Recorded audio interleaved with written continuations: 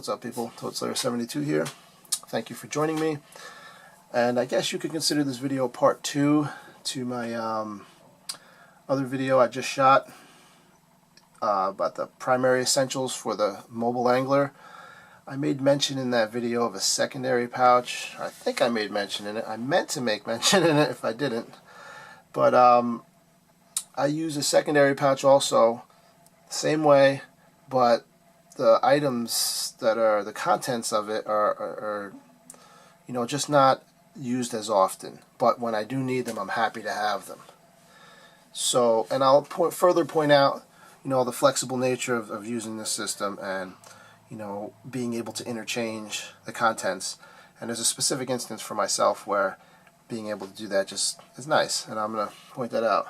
So here we go. Let's get into the contents. Number 1, as far as what's in my secondary pouch, what gets used the most and what comes out of here sometimes and goes into my primary pouch, is this box here and my leader material. I have all the contents for tying leaders in here. I have my knot scents, my finger savers, UV light, clippers, and a couple other things here. As you can see, crazy glue, Mend It. Mend It saves the day sometimes. I'm telling you, I can't say enough good things about this. It made the cut to make it in here because I don't use it all that much, but when I do, I'm so happy to have it. A couple of little things. I have a specific use for those push pins that I'm not going to get into. It's not that important. They're going to come out of there actually soon. But these are the things that I will use quite a bit, but probably not every time out. I don't always have to retie or use leaders or retie my leaders out every trip. But if I'm fishing for shore, they come out of my secondary essentials pouch. They go in my primary essentials pouch. Then I have everything I need in my primary. So this is kind of like a you know, a go-between. Mostly it stays in my secondary essentials because I fish mostly from boats, and I keep this pouch out nearby, but I don't break into it that often. Alright, the rest of the stuff here. This is just a little random box I used mostly for hooks, but I slapped a couple other things in here. This is a reel oil for my bearings. I don't take girth measurements, never have, but if I catch something like really unique, or it's getting up there, state record class, something 10 pounds, something like that, I'll start paying attention to I'll want to know the girth then, so that's why I bring that. The rest is just my Butch Brown rig hooks. Got a couple trap rig hooks there. I don't run trap hooks all that often, but based on what the fish are telling me, that old, you know, let the fish tell you what they want. But yeah, based on that, there's been times where I do run a trap hook, and I've been grateful to have it actually. So, but usually I just run straight Butch Brown on my HUDs. Next here, speaking of Butch Brown HUD rigs, is the tools to make one on the water.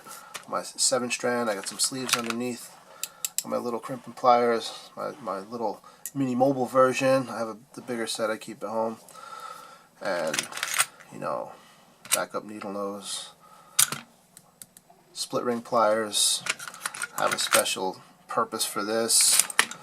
I have some split rings down there on a paper clip. I have some screws. I have my scale battery, marker, and who knows, in case I have to start a fire, in case I end up stranded somewhere.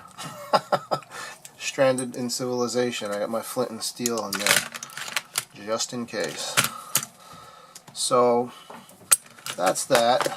Again, not used all that often, but glad to have it when I do need it. I got my credentials in here, my permit, license, a little pair of vice grips. You never know, I might need a little more balls than what a pair of needle nose can provide. And I have boat plugs. Fortunately, I found out the hard way that people will steal those things where I keep my boat. So, in fact, I'm still running a piece of driftwood that I whittled down, and oh wait a minute, I got this wrong here. Yeah, I got a piece of driftwood that I whittled down and beat in with a rock as my current boat plug. I could have switched it out, but I kind of want to see how long I can go with it like that. But anyway, guys, there's that. Based on priority, based on how much you need it, you have a secondary pouch. again, it's going to vary from person to person. This was born out of frustration, this type of system, leaving things, forgetting things, you know, like I said, refined over the years. You can think of these as like your bug out bags. Your primary is your main bug out bag, you know, your fishing bug out bag for, you know, what the stuff that you need to have all the time. But it's a similar concept, you know. So thanks for watching, guys, and take care.